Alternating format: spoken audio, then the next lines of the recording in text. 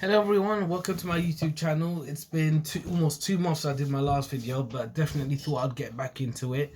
Now today's video is a very exciting one, and it's going to be about the recent WandaVision Marvel, its first show for the Marvel Cinematic Universe.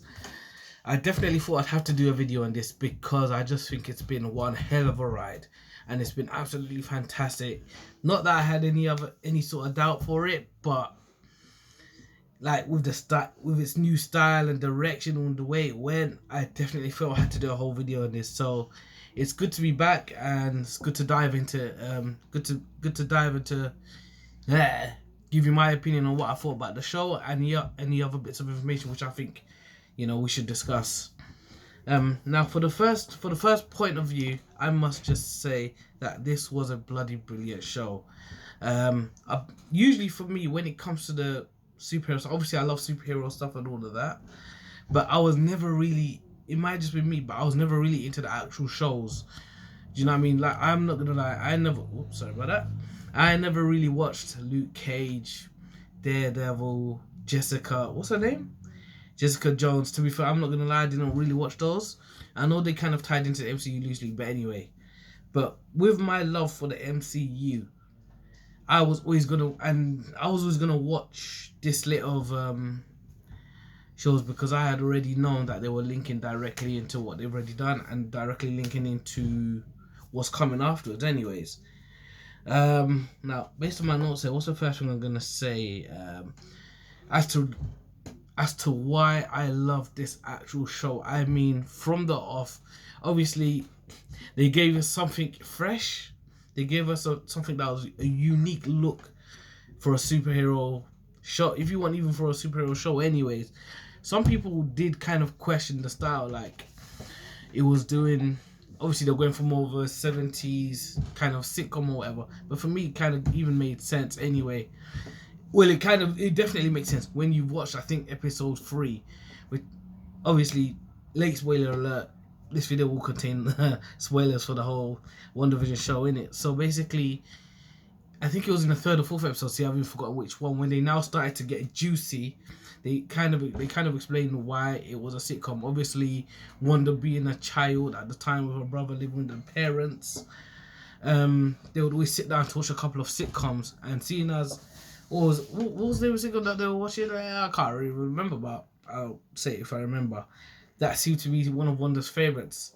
Now, seeing where she had gone in the future, the reason why she had chosen that setting was because it links back to what she liked as a kid. So I remember when I instantly saw what was going on, the Dick Van Dyke Show, that's it.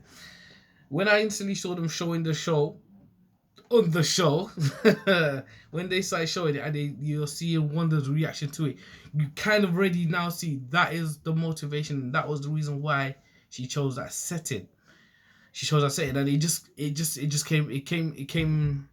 it made so much sense to me right from the off. One, so yeah, I think from that, especially because they explained it, that itself and how they did the story. I think one thing that was fantastic was the actual pacing of the actual thing, innit? They didn't rush into any kind of action. They didn't rush any story beats. Everything flowed. What I found enjoyable, before I go into the actual story, but what I felt was quite enjoyable was how they told, obviously, how they told the story of Wanda. It was essentially a whole origin story on Wanda. It showed us what was missing from like Age of Ultron. They teased stuff there, and they basically filled in the puzzle pieces here, which makes us understand her story even much more, which I felt was absolutely fantastic. When it comes to this stuff, it's very important to know that Marvel very rarely ever misses a beat. Do you know what I mean? So when you're watching and you're looking at like the bomb supposedly going off, and then you see the Stark industry, that was the moment that they were killed around that time. The puzzles just come together, and it's just absolutely epic that they were able to now delve into somebody else's backstory without maybe slowing down the pacing, and then still being able to continue it on further. And I think that's another important thing that I've just mentioned. Like I said, the pacing of the actual show. It never felt too fast. It felt everything went at a gradual pace, and the story got to where it did, basically when it did. What was I gonna say? It was shit. It was even in regards to Wanda, I think. No. It was basically about her and Vision. I think that's another one of the most enjoyable aspects of this movie. The fact that we were able to watch an android and a witch, like we watched their relationship grow from Age of Ultron, from Age of Ultron up to now. So to just watch them kind of live together in almost an awkward, quiet setting was quite cute, and it was quite fun. I mean, based on the way it was going, and they're trying to hide their powers and so on and so on, I felt that made for a very enjoyable watch, and I felt like I personally could continue watching it like that. Do you know what I mean? So yeah, for me, this is just some of the reasons why I bloody loved watching WandaVision, just for that alone. I mentioned the fresh and unique style for a superhero show, which I feel it is definitely. Do you know what I mean? Most stuff, like for example, like Wonder Woman's first movie, it would be set. The whole movie would be set back in the day. But I felt for this one to do it like this, it was bold. It was bold and risky, but I think it essentially paid off anyway.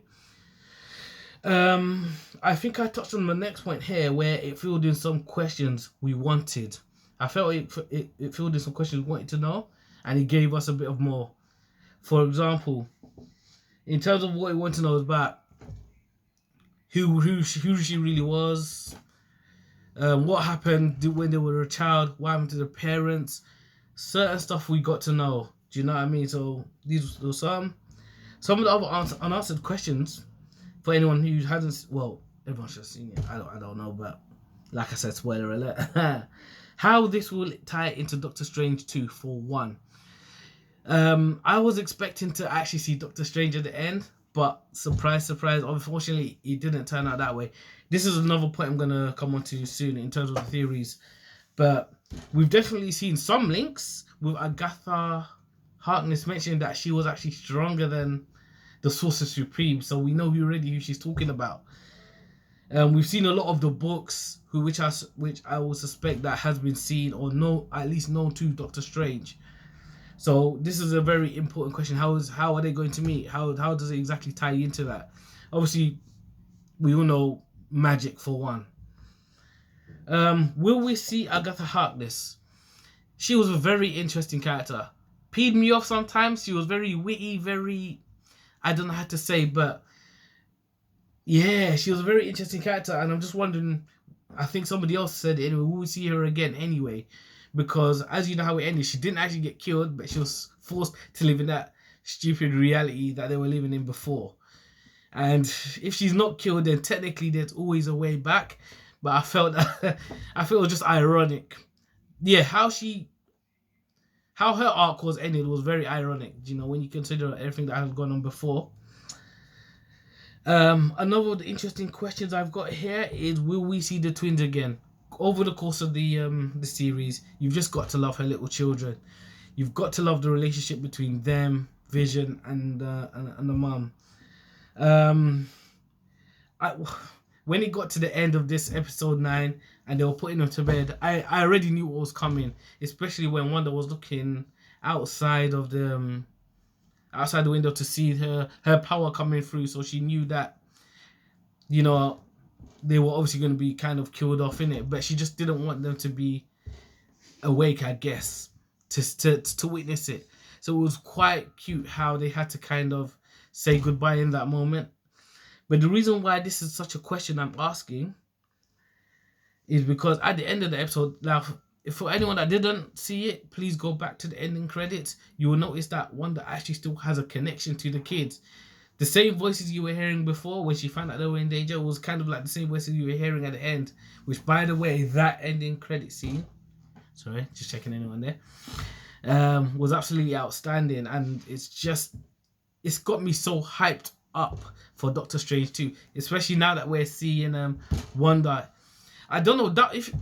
Please, anyone's got to tell me, though, that was her astral, which is why you can see the link. That was her astral form at the end of the episode, right? She's still living in the real world, but her astral form is still reading the book and learning the powers, meaning she's technically using the same power as Doctor Strange, which is, there we go. Do you know what I mean? So I definitely would love to see the twins again, though. They were very impressive, even when they took out the FBI, basically. I've mentioned this one. It was a joy to watch. Obviously, Wanda and Vision living with themselves together. And a good thing about it was that their relationship never felt forced, unlike Bruce and Natasha. They didn't need to force that. And I think that's the one mistake I feel Marvel have done maybe over the years. But I'm glad they kind of retconned that. Like, as soon as they knew that, people weren't interested into that one. But with this one, this is the one I feel everybody wanted to see. And it's definitely worked out for Marvel. And I can't wait to see where they go with this relationship. And the reason why I say whether they'll go through with this relationship now, even though we know technically, technically Vision was taken out, basically through her reality powers. Let's not everyone forget that White Vision is still out there. During the episode, I think Good Vision managed to get into the mind of White Vision, gave him his memories.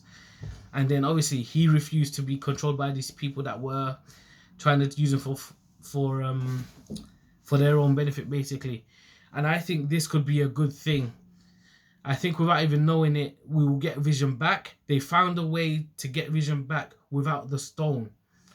And don't forget, in the comics, Vision is actually alive without the Mind Stone. So it looks like they've managed to find a way to bring Vision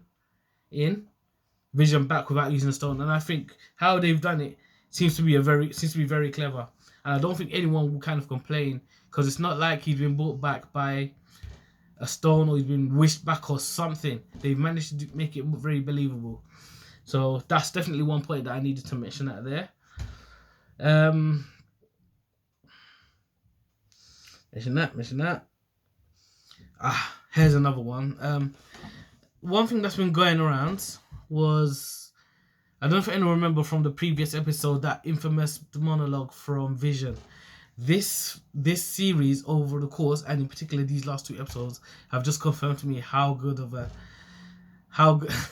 poet he actually is. It might not be anything action related or whatever, but what Vision, whenever he talks with wisdom, he talks with knowledge, he talks with, he talks as if he's human.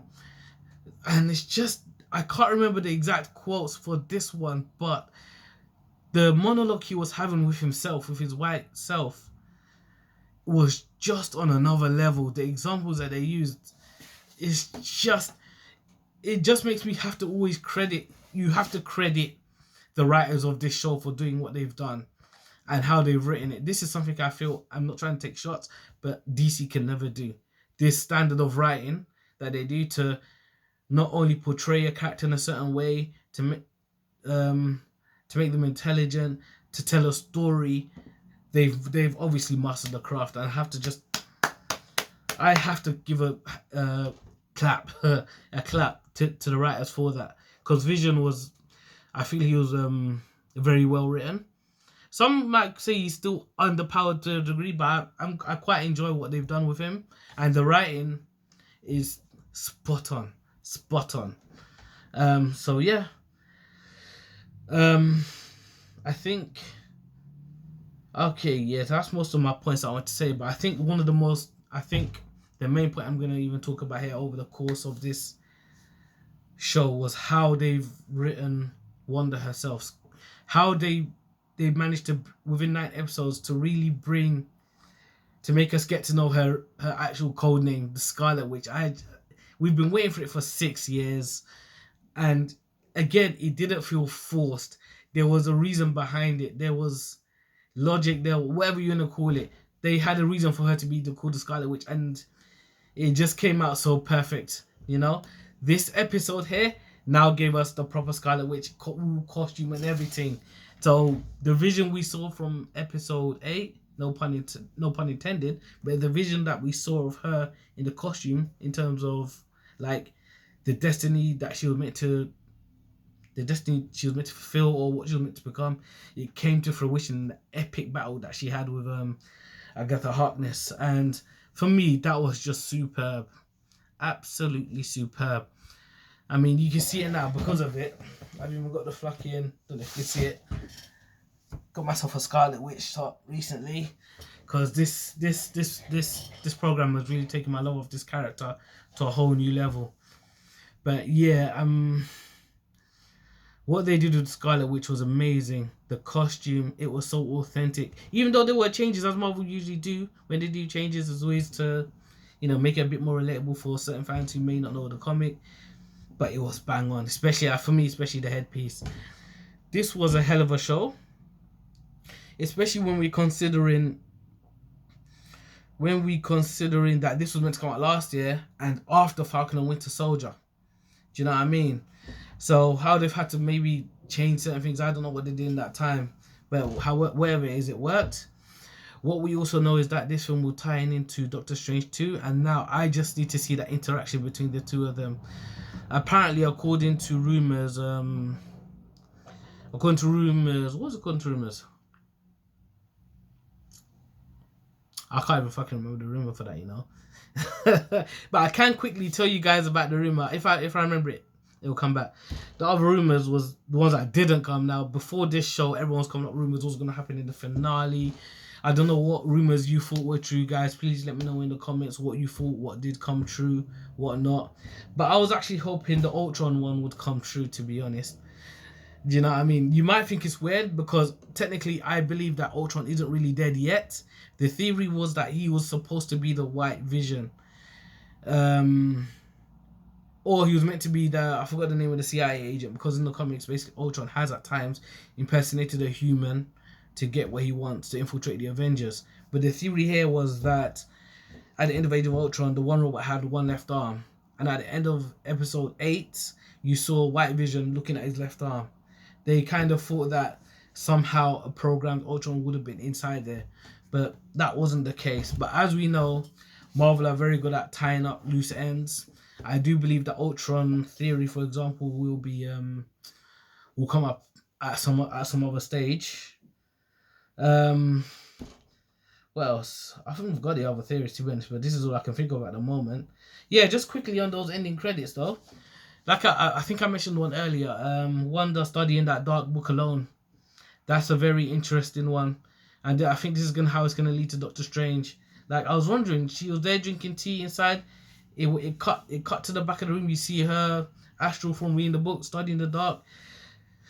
I'm just glad we've seen what the true Wanda is capable of and what we are going to see going forward. I'm also happy to see that she was dealing with like her parents and so on in this L. So even if they do bring the X-Men, she won't be connected to any of those characters. Even if they want to say she's a mutant, in my opinion, I prefer to be connected to the MCU anyway. Yeah, finally, the last ending credit, Monica. Monica looks like she's going to be... Obviously, she's got superpowers now, innit? She looks like she's going to meet Nick Fury. Yeah, one of the Skrulls impersonated one of the FBI agents, told her to go meet up inside the church or the theater, wherever it was. And apparently she said that she has to go up to meet him. And then you just see a smile on Monica's face. So... this is looking very interesting. That was the second one. So not only have they set up Doctor Strange 2, but you can see they're even setting up, even Captain Marvel 2, because obviously that's the Skrull from Captain Marvel 2. She's going to meet Nick Fury. She's going to get her to meet Carol Danvers for whatever. Apparently there was a bit of, I don't know, kerfuffle in the time difference with the blip and all that. So I'm not too sure. But it looks like WandaVision has really set up 2 or 3 other movies and everything else that could potentially happen afterwards. Do you know what I mean? But to conclude, what I will say is that this has been an absolutely fantastic series. Fantastic. I would really recommend anyone to go and give this a watch. Sorry for... I did say spoiler alerts, but... yeah, if you haven't, please go and watch. To be fair, I don't think I spoke far too much. Maybe the main bits, but... yeah. But yeah, listen guys, let me know what you think, if anyone has actually watched WandaVision, yeah?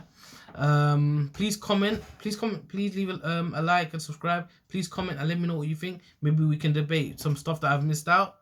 We can go over some of the theories that floated around, but maybe haven't really discussed yet, because I know there's a lot of stuff there's a lot of stuff I know that I've missed, but I just haven't spoken about today, and I just thought I would get some of this stuff off my chest like now. Do you know what I mean? Since I'm so fully gassed with what I've watched, and now I'm looking real forward to Falcon and Winter Soldier. But yeah, guys, once again, it's been good to be back, and I'll catch you guys in the next video. Yeah, next one I'm hopefully looking to do Zack Snyder's Justice League. So praying to God that's good. All right, guys, take it easy.